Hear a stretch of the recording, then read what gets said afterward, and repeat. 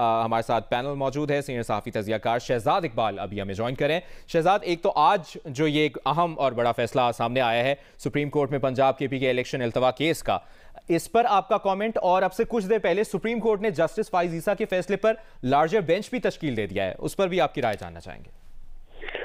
जी बहुत शुक्रिया मुबशर। देखें, बहुत बेहतर होता कि ये जो फैसला आज आया है ये या तो लार्जर बेंच से आता या फुल कोर्ट से आता, तो उस पर जो एतमाद है वो ज्यादा वाइड होता मेरे ख्याल से, क्योंकि इस वक्त हमें पता है कि हुकूमत ने तो पहले ही कह दिया था कि जो 3 रुकनी बेंच का फैसला है वो काबिल कबूल नहीं होगा।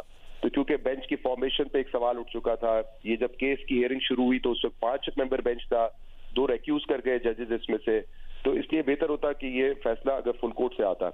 लेकिन बहरहाल जो फैसला आया है मेरे ख्याल से इसके अलावा इस बेंच के पास कोई ऑप्शन था नहीं, क्योंकि किसी भी सूरत में जो ऑर्डर था इलेक्शन कमीशन ऑफ पाकिस्तान का 22 मार्च का कि इलेक्शन जो है वो 30 अप्रैल को नहीं होंगे, उस तारीख को नहीं होंगे, यानी कि जो प्रेसिडेंट ऑफ पाकिस्तान ने दी है, बल्कि उसको 5 महीने डिले करके 8 अक्टूबर को किया जाएगा।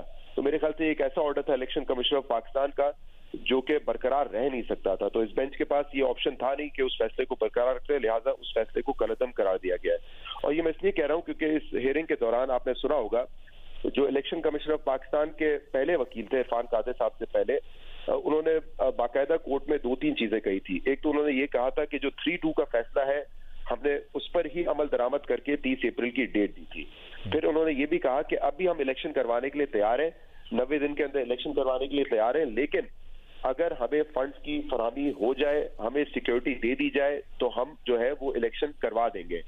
और इस पूरी हेयरिंग के दौरान कोई हमने देखा कि जो मेरिट पे ठोस दलाइल थे उसमें कहीं पे हुकूमत के जो लोग थे, चाहे वो सेक्रेटरी हो दिफा के सेक्रेटरी खजाना तो पेश नहीं हुए, लेकिन कहीं से वो ये जस्टिफाई नहीं कर पाए कि कैसे मुल्क के पास कोई 20-21 अरब रुपए नहीं है देने के लिए जिसकी वजह से इलेक्शन रुक जाए, या सिक्योरिटी के हवाले से कोई इतना मुतमईन नहीं कर पाए कि सिक्योरिटी की जो सूरत हाल है पंजाब में वो ऐसी है कि इलेक्शन ना हो सके, क्योंकि जब मिसालें दी गई कि 2008-2013 में इससे ज्यादा बदतर सिक्योरिटी के हालात थे लेकिन इलेक्शन हुए थे।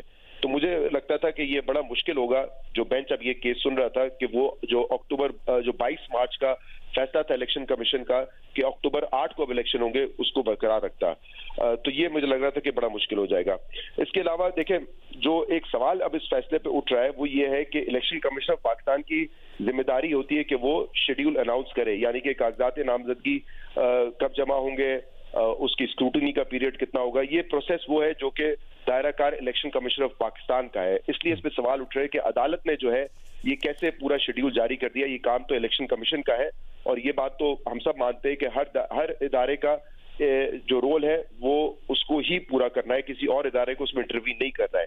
लेकिन यहाँ पे मुझे लगता है जो अप्रोच है सुप्रीम कोर्ट की वो बिल्कुल उसी तरीके की है जो वोट ऑफ नो कॉन्फिडेंस के वक्त की। उस वक्त Pakistan Tehreek Insaf vote of no confidence से भाग रही थी, पार्लियामेंट में वो वोट कराना नहीं चाहते थे, और इसीलिए उन्होंने जब कासिम सूरी साहब ने रूलिंग देके उस वोट ऑफ नो कॉन्फिडेंस को ही कलअदम करार दे दिया। तो जब सुप्रीम कोर्ट ने अपना फैसला सुनाया और सुप्रीम कोर्ट ने कासिम सूरी की रूलिंग को और इमरान खान के फैसले को कि असेंबली हमने डिसॉल्व कर दी, जब उसको कलअदम करार दिया सुप्रीम कोर्ट ने, तो आपको याद होगा कि उस वक्त भी सुप्रीम कोर्ट ने एक बाकायदा शेड्यूल जारी किया था कि किस दिन ये दोबारा केस टेकअप होगा, किस तरीके से ये चलेगा, पार्लियामेंट का सेशन कब होगा, पार्लियामेंट ने कब फैसला देना है, वोटिंग किस दिन होनी है। उस वक्त भी ये सवाल उठे थे। बहुत ये तो वैलिड आपके क्वेश्चंस हैं। पार्लियामेंट का इसमें अगर मुबशर थोड़ा सा मुकम्मल कर लूं, क्योंकि उस वक्त भी ये कहा गया था कि ये पार्लियामेंट का इख्तियार है, और उस वक्त पीटीआई ये शोर मचा रही थी कि जब पार्लियामेंट का इख्तियार है तो सुप्रीम कोर्ट कैसे दे सकता है। तो मुझे लगता है कि आज जो अप्रोच है, क्योंकि इलेक्शन कमीशन ऑफ पाकिस्तान ने तो जब असेंबली डिसॉल्व हुई थी उसके बाद ही नियत जाहिर कर दी थी कि इलेक्शन शायद वो भी नहीं करवाना चाह रहे थे। प्रेसिडेंट ने 2 दफा उनसे कहा कि आप हमसे आके मुशावरत करें, इलेक्शन कमीशन ऑफ पाकिस्तान ने दोनों खतों का कोई जवाब नहीं दिया, गवर्नर डेट नहीं देते। तो जो ताखीर हो रही थी मेरे ख्याल से उसी तरह की ताखीर थी जो पीटीआई कर रही थी वोट ऑफ नो कॉन्फिडेंस में। तो मुझे लगता है कि वो सिमिलर अप्रोच है जो कि इस्तेमाल की गई है। लेकिन अब जो अहम सवाल है वो ये है कि क्या हुकूमत इस फैसले पर अमल दरामद करेगी, जो हुकूमती डिपार्टमेंट्स है वो और इलेक्शन कमीशन की वो मामलत करेंगे या नहीं करेंगे, क्योंकि हुकूमत तो पहले ही कह चुकी है कि हम ये 3 रुकनी फैसला नहीं मानेंगे। यही सवाल मुनीब के सामने भी रख लेते हैं। और मुनीब, इससे पहले भी आपको याद होगा मुबशिर कि ये फैसला जब शुरू हुआ था उससे पहले भी हुकूमत का कहीं से इंटेंशन नजर नहीं आया था इलेक्शन कॉन्टेस्ट करने का। बल्कि अब तो एक ये वाज़ेह सवाल उठ रहा है कि क्या हुकूमत अक्टूबर में भी इलेक्शन में जाना चाहती है या नहीं जाना चाहती है। तो मेरे ख्याल से ये बड़ा इंपॉर्टेंट होगा। वैसे तो कानूनी तौर पर उनके पास कोई गुंजाइश नहीं है, फैसला है, अमल दरामद करना पड़ेगा, लेकिन मुझे फिर भी लगता है कि इतना आसान नहीं होगा कि इस तारीख पे अमल दरामद हो सके।